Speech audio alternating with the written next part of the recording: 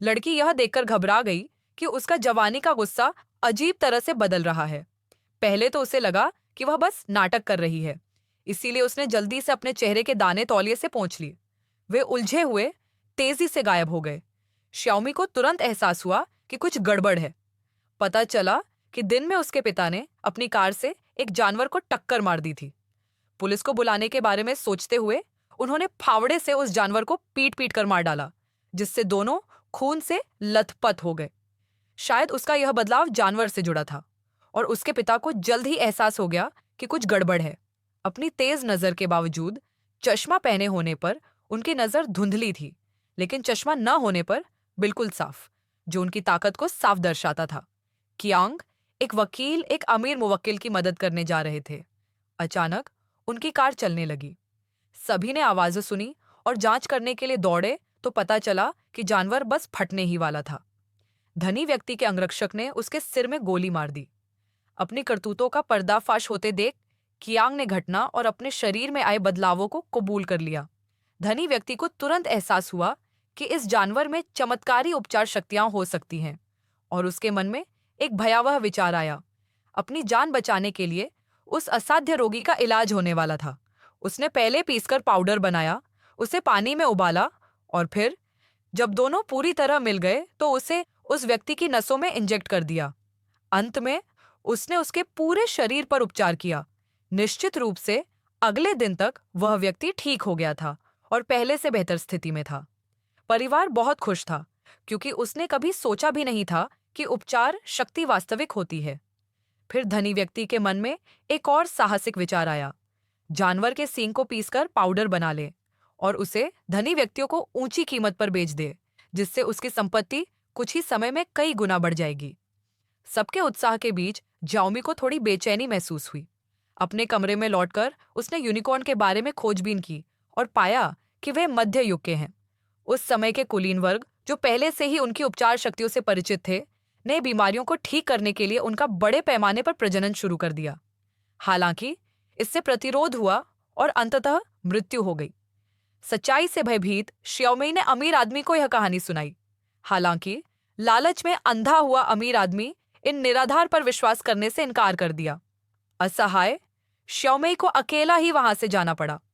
अमीर आदमी ने जल्दी से जानवर के शरीर को पैक किया और उसे भंडारण के लिए एक प्रयोगशाला में ले जाने की तैयारी की। अचानक आकाश से कुछ प्रकट हुआ। दालान की बत्तियां लगातार टिमटिमा रही थीं। उत्सुकतावश कियांग जांच करने के लिए अंदर गया। उसने पाया कि डॉक्टर को एक भाले से छेदा गया था। इससे पहले कि कोई कुछ समझ पाता, प्रयोगशाला से एक भयानक राक्षस प्रकट हुआ। शोर सुनकर अंगरक्षकों ने उन्मत्त होकर गाड़ी भगा दी, जिससे पहले शांत हवेली में अराजकता फैल गई। एक भयंकर युद्ध के बाद कियांग को पता चला कि वे राक्षस वास्तव में उस छोटे घाटी के जानवर के माता पिता थे। अमीर आदमी आत्मघाती कदम उठाने ही वाला था कि बाकी सभी सतर्क हो गए। अगले ही पल धनी व्यक्ति को उत्तर पश्चिम दिशा में भेज दिया गया। सभी ने डर के मारे दरवाजा बंद कर दिया और जियाओमी शव को दाव के माता पिता को सौंपने की तैयारी कर रही थी। उन्हें शांत करने का यही एकमात्र तरीका था, लेकिन धनी व्यक्ति का बेटा इस बात से सहमत नहीं था, क्योंकि उसे लगता था कि जानवर बहुत कीमती है। आखिरकार सभी की बातचीत के बाद उनके रसोइये को शव पहुंचाने के लिए भेजा गया। बेशक बच्चे का शव देखकर वे शांत हो गए, लेकिन जब उन्हें पता चला कि उसे काटा गया है तो वे तुरंत भड़क उठे। दाव का ताड़ का जानवर कुछ ऐसा ही दिख रहा था।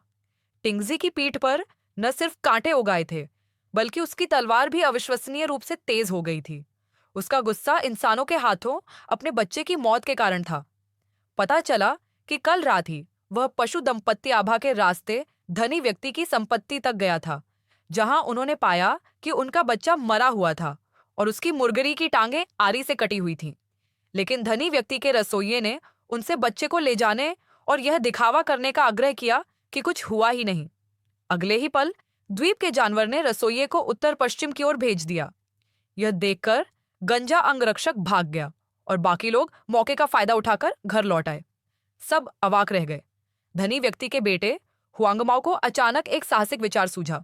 भोर होते ही उसने श्याओमी को अपनी बाहों में भर लिया ताकि वह दोनों द्वीप के जानवरों को बाहर निकाल सके, जबकि श्याओमी ने किनारे पर एक जाल बिछाया और निश्चित रूप से जाल बिछाने वाले जानवर ने कुछ ही क्षणों बाद उन्हें ढूंढ लिया, अपना खून से सना हुआ मुंह खोला और अपने तीखे नुकीले दांत दिखाए।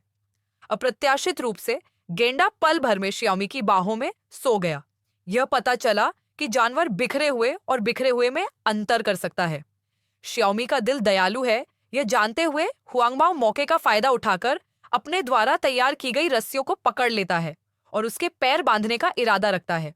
वह दूजिया जानवरों को पालना और उनका प्रजनन जारी रखना चाहता है ताकि वह बेशुमार दौलत कमा सके।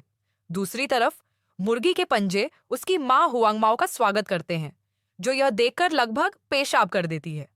ज्याओमेई को देखकर जानवर अप्रत्याशित रूप से अपने पति के व्यवहार की नकल करता है। हुआंगमाओ को लगता है कि स्थिति जल्द ही बिगड़ जाएगी, लेकिन खियांग, जो पहले से ही अपने परिवार की कुरूपता को देख चुका था, दृढ़ता से आगे बढ़ता है और हुआंगमाओ के पेट में मुर्गी के पंजे से वार करता है।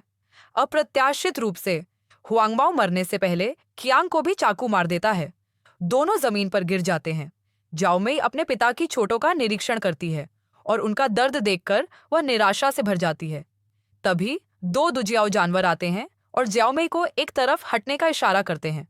दो दुजियाओ जानवर एक दूसरे को पार करते हैं, जिससे तुरंत एक शक्तिशाली चुंबकीय क्षेत्र उत्पन्न होता है। अगले ही पल कनियांग, जो मौत के कगार पर था, अचानक जाग उठता है और मरता हुआ जानवर भी चमत्कारिक रूप से बच जाता है। इस तरह संकट आखिरकार टल जाता है। फिल्म यहीं खत्म होती है।